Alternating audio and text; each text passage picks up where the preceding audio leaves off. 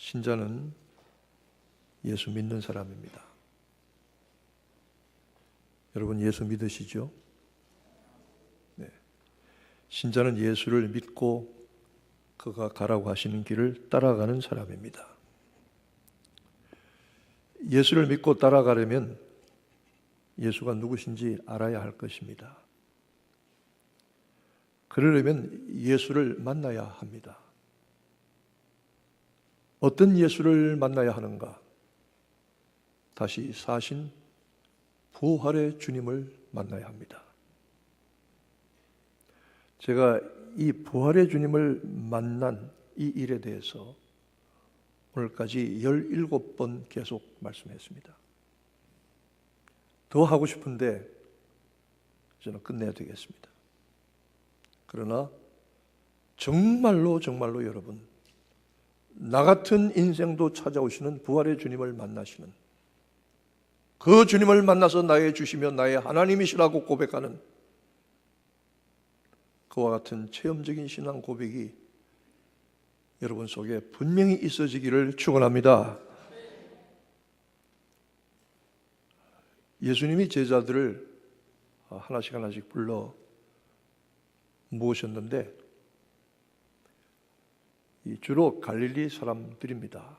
주로 고기 잡던 사람들이었습니다. 다 그런 것은 아닙니다만은 가버나움 해변에 다니시다가 그랬습니다. 가버나움은 바닷물이 동네 마을 갖까지 찰랑찰랑 들어옵니다. 동네 바로 옆이 바다입니다. 그곳에서 그물을 씻고 있던, 고기를 잡으러 나갔다 들어왔으면 그물에 끼인 것을 떼어내고 찢어진 것, 잘못된 것을 수리하는 이 작업 굉장히 중요하죠. 이 일을 하고 있던 야고보와 요한 형제를 한꺼번에 부르십니다. 나를 따라와라. 성경은 다른 말씀 기록하지 않습니다. 나를 따라와라. 이 야고보와 요한 세베대 두 아들들이 주님의 말씀을 듣고는 그 자리에서 집과 아비와 삭군들을 버려두고 그랬습니다. 아마 그 집은 꽤 사는 집이었던가 봐요. 배 있는 선주의 집입니다. 그리고 삭군들이 있었다고 했습니다. 따라 나섰습니다. 성경학자들의 이야기에 의하면 이 야고보의 동생이었던 오늘 본문의 요한은 그 당시에 아주 어린 소년이었을 가능성이 많다는 것입니다. 많아봐야 10서너 살 정도 어린 소년입니다. 그는 어려서부터 제자의 부르심을 받았습니다. 그리고 평생 주님이 가라고 하시는 제자의 길을 갔습니다. 주님은 저를 특별히 사랑하셨어요. 막내 요한입니다. 철없는 거지요. 요한복음 13장과 21장에 보면 각각 주께서 사랑하시던 그 제자, 주께서 사랑하시던 제자라고 지정해서 말하고 있습니다. 어느 정도로 사랑하셨느냐 하면 식사를 하실 때에 이렇게 비스듬히 누워서 하십니다. 여러분, 레오나르도 다빈치가 그린 최후의 만찬이란 그림 아십니까? 예수님 중심에서 제자들이 쭉 둘러앉아서 식탁에 밥 먹는 그거 가짜입니다. 예수님 당시에 그렇게 밥을 먹질 않았어요. 다 그냥 침상에 비스듬히 누워서 그냥 옆에 기대어서 먹었어요. 그때 이 막내 요한을 주님이 항상 품에 끼고 계셨어요. 예수의 품에 의지하여 그랬습니다. 얼마나 사랑하셨으면 그랬을까? 요한이 나중에 요한 1세에 기록하기를 태초부터 있는 생명의 말씀에 관하여는 우리가 보았고 귀로 들었고 눈으로 주목했고 손으로 만진 바라. 손으로 만졌다. 주물럭주물럭 만졌다. 예수님의 품에 기대서 그의 가슴에 따뜻한 온기와 심장의 고동 소리를 들을 수 있었다고 하면 요한은 정말 대단한 은혜와 복을 받은 사람입니다. 주님은 그 어린 요한을 가는 곳마다 데리고 다니셨어요. 야이고의 딸이 살아나게 하는 곳에도 데리고 가셨고, 변화산에도 데리고 가셨고, 겟세마네도 데리고 가셨습니다. 또 성격은 아주 나쁜 사람입니다. 사마리아 성이 예수님의 일행을 받아들이지 않으니까 방을 못 준대요. 화가 나서 불벼락을 내려서 이 말을 다 태워버립시다. 주님께서 너희들 별명을 내가 지어주마. 너희 형제에게 보아너게라고 하라. 우의 자식이다. 벼락의 자식이다. 그럴 정도로 성격도 그렇게 좋지 않았습니다. 그런데 저는 나이가 어렸기 때문에 빌라도나 가야바의 예수님 신문 받으시던 관정에 비교적 자유롭게 드나들 수 있었던 것으로 보입니다. 그리고 제자들이 다 도망갔는데 십자가 밑에 끝까지 남아서 예수께서 마지막 하신 말씀 중에 여자여 보소서 아들이니이다. 보라 내 어머니라. 육신의 어머니 마리아를 의탁하였던 사실도 기록이 되어 있습니다. 왜 이렇게 연소한 요한을 하나님이 택하셨을까? 나이가 많은 사람도 택하고 어린 사람도 택하시는데 그것은 전적으로 하나님의 뜻입니다. 그리고 저에게는 평생 맡기실 사명이 있었다는 것입니다. 요한은 살아서 십자가의 길을 평생 가야 했던 사람입니다. 그 모친이 예수께서 예루살렘 십자가의 길로 가시는 마지막 길에 찾아와서는 선생님, 이제 주의 나라가 임하시면은 우리 아들 하나는 주의 오른편에 하나는 왼편에 앉게 해주세요. 출세시켜 주세요. 다른 제자들이 그 얘기를 듣고 분이 났습니다. 그때 주님께서 말씀하십니다. 내 좌편이나 우편에 앉는 것은 내가 정하는 것이 아니라 아버지께서 하실 일이지만, 그러나 내가 너에게 물어보고 싶은 것이 있는데 고난의 잔을 함께 마실 수 있겠느냐? 이 잔을 함께 마실 수 있겠느냐 말씀하셨을 때에 그 세베대 어머니는 알고서 대답했는지 모르고 대답했는지 네, 마실 수 있습니다라고 큰 소리 했습니다. 아마 왕이 된 다음에 높은 자리에 출세하면 잔치자리 한 잔 마시는 걸로 생각했는지도 모릅니다. 그런데 그 어머니의 대답대로 그대로 이루어졌다는 사실입니다. 요한의 형이었던 야고보는 사도행전 11장에 보면은 예수님의 12 제자 중에 가장 먼저 순교의 길을 갔습니다. 헤롯의 칼에 죽었습니다. 그는 첫 번 순교의 면류관을 썼던 사람이고 주님의 우편에 앉게 되었는지 모릅니다. 반대로 그의 동생이었던 어린 요한은 평생 90이 넘도록 살아남았습니다. 오래 사는 것이 반드시 좋은 일일까요? 좋을 수도 있습니다만 그렇지 않을 수도 있습니다. 몇 해 전에 송영화 권사님이 우리에게 오셨는데 그분이 106세에 세상을 떠나셨잖아요. 처음에 제가 그분의 나이가 제 머리로 계산이 안 되더라고요. 이게 맞는 숫자야? 이렇게. 따님을 먼저 보내는 슬픔 가운데 이종화 권사님이 이제 내용을 아십니다. 아드님이 가셔서 말씀했어요. 여러분 가서 좀 위로 좀 해드리세요. 특별히 이럴 때. 이종화 권사님이 작년에 백수 하셨잖아요. 이제 앞으로 줄줄 나오실 거거든요. 근데 저는 앞으로 100세대도 광고 안 하기로 했습니다. 줄줄 나오니까. 그런데 이 성경시대는 평균 수명이 40년입니다. 잘 살아야 40살입니다. 요한은 90이 넘도록 살았습니다. 그럼 그가 평생 행복하게 평탄하게 살았느냐? 아닙니다. 평생 죽지 못해 살았습니다. 많은 핍박과 고난의 길을 갔습니다. 예루살렘 교회의 기둥처럼 여겨지던 요한이지만 주후 44년에 헤롯의 박해 때문에 그는 예루살렘 떠나서 예수님의 어머니를 모시고 소아시아 이곳저곳을 떠돌아다니다가 에베소에 비로소 정착하게 되었던 것입니다. 그의 인생 90년 동안 살았지만 평탄하지 않았습니다. 순교라고 하는 것은 원하지 않지만 순교의 자리에 들어가게 되어서 한 번 목숨을 잃으면 순교의 영광을 쓰지만 그것도 보통 일은 아니지만 끝까지 90년 동안 살아남아서 날마다 죄와 싸우고 악한 일들과 싸우고 악한 자들과 싸우고 그리고 닥쳐오는 삶의 고난과 환난과 싸워야 했다는 것은 그는 살아있는 순교자였던 것입니다.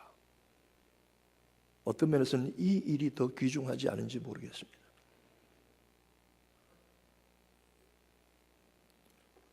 그는 주후 95년에는 도미티안 황제의 핍박 때문에 반모섬에 가서 귀양살이 갔습니다.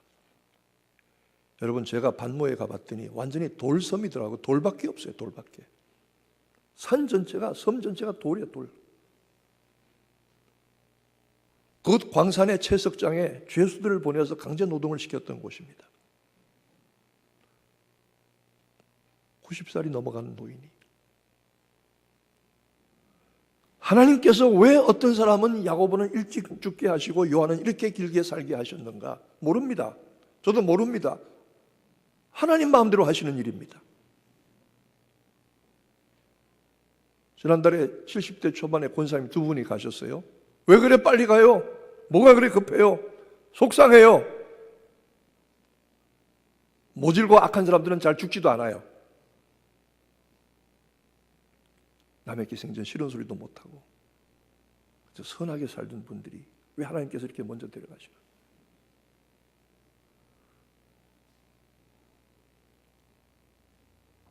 제가 직접 겪은 일인데 서울의 최고의 명문대학에서 의과대학을 졸업하고 거기 의과대학 교수로 있다가 미국의 듀크 대학에 방문 교수로 왔던 이 박사가 가족들과 함께 7월 4일 날 바닷가에 나갔다가 팔순 노모와 부인과 두 아들이 보는 앞에서 물에 빠져 죽었습니다. 38살입니다. 그때. 제가 그 소식을 듣고 밤 비행기를 타고 가서 밤새 렌트카를 달려서 윌밍턴 해변에 갔습니다. 38살짜리가 한국의 최고의 뇌신경 의학자 중에 한 사람이 사늘한 시체로 변해서 그것 붙들고 통곡하며 울었습니다. 그때 그분 누님에게 제가 위로할 말을 찾지 못했어요. 그 가족들에게 위로할 말을 찾지 못했어요. 하나님 왜 그렇게 하시는지 몰라요.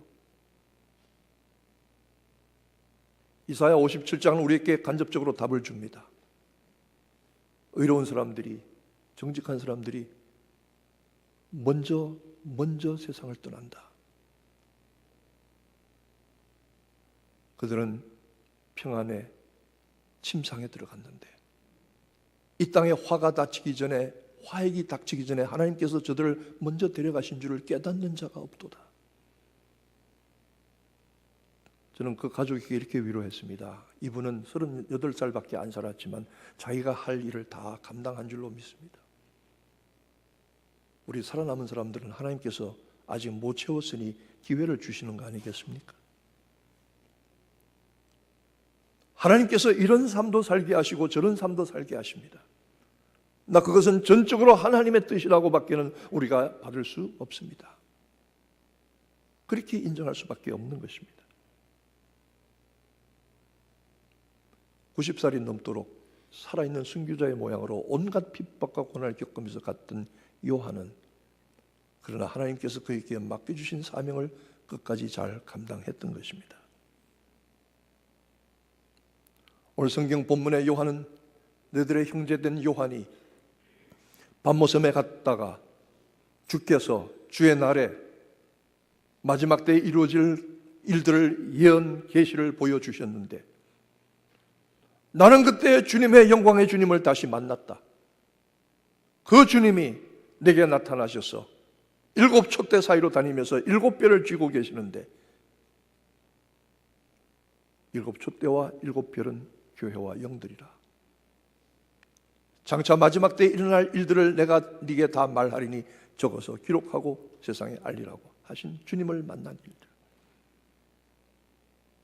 요한은 요한복음서를 기록했는데 요한복음서는 앞에 마태, 마가, 누가와는 좀 다릅니다.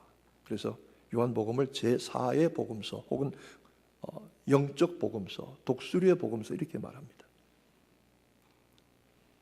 다른 복음서들은 예수님이 하신 일들과 남기신 말씀을 그냥 팩트 위주로 기록했어요. 요한은 90년이 넘는 동안 살면서 예수님이 남기신 말씀과 하셨던 일들을 생각하고 또 생각하고 생각하고 또 생각했습니다. 반추하고 또 반추했습니다. 그러면서 아하, 이 말씀이 바로 그 뜻이었구나. 46년 걸려서 지은 헤롯의 성전을 보면서 제자들이 주님 참 멋있게 지었습니다 할 때에 주님은 이 성전을 헐라 내가 사흘 만에 다시 지으리라. 그 말씀이 무슨 말인지 몰랐습니다. 그런데 나중에 부활하신 후에 오랜 시간의 세월이 갔을 때 비로소 이 말씀이 바로 그 말씀이었구나. 이 말씀이 바로 그 말씀이었구나. 영적으로 분별하게 된 것이죠.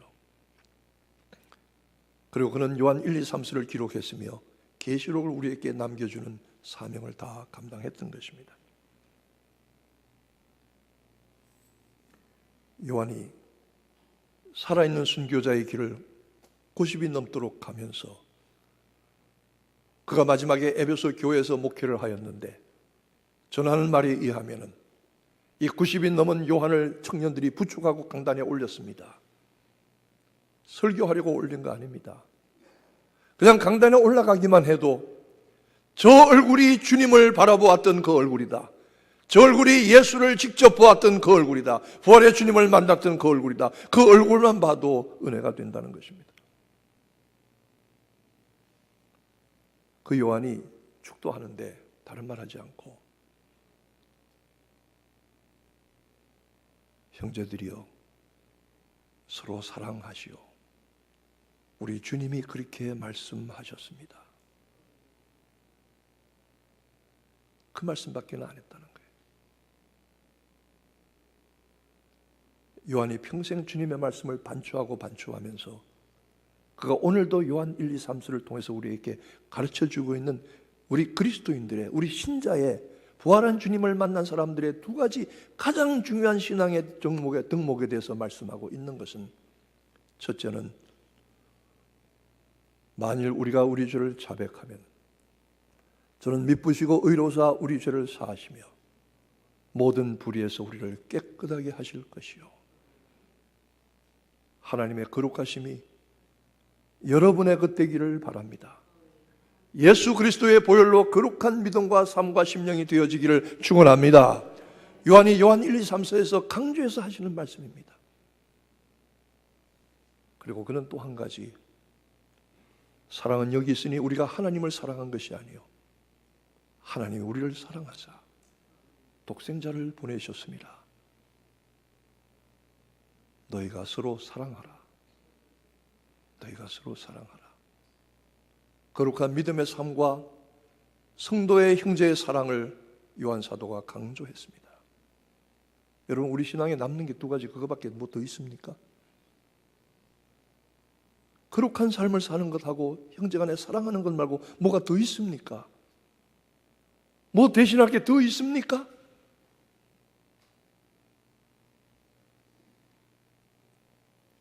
한번 죽는 것만이 순교가 아니라 매일매일 살아서 고난과 고통의 길을 가야 하는 살아있는 순교의 길도 있다는 사실.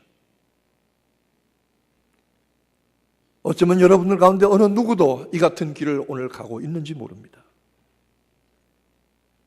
우리는 요한을 통해서 살아있는 순교자의 모습을 봅니다. 예수를 따라가려고 할 때에 야고보처럼 일찍 죽을지 요한처럼 평생 오래 살다가 죽을지 아무도 모릅니다. 그것은 하나님의 뜻 안에 있습니다. 그러나 사는 날 동안 우리에게 주신 사명을 다하는 것입니다. 평생 믿음으로 싸우며 승리의 길을 갔던 요한도, 살아있는 순교자였던 요한도, 그가 그렇게 길을 갈 수 있었던 유일한 이유는 한 가지입니다. 부활하신 주님, 다시 사신 그리스도를 만났기 때문입니다. 여러분, 부활하신 주님, 다시 사신 그리스도를 만나서 나의 주시며 나의 하나님이심을 분명히 고백하는 여러분 되어지기를 축원합니다. 기도하겠습니다. 이것 없으면 아무것도 아닌 줄 알게 하옵소서. 부활하신 주님을 만난 사람 되게 하옵소서. 주님을 따라가게 하시고 어떻게 하시든지 하나님의 뜻 가운데 있게 하옵소서. 살아서 순교자의 길을 가며 매일 죄와 싸웁니다. 악한 것들과 싸웁니다. 그러나 이 싸움이 반드시 끝날 날이 있을 줄 믿으며 승리와 영광의 면류관을 쓸 날도 올 줄로 믿습니다. 살아있는 동안 주신 사명 잘 감당케 하옵소서. 부활하신 주님을 만나게 하옵소서. 예수님의 이름으로 기도하옵나이다. 아멘.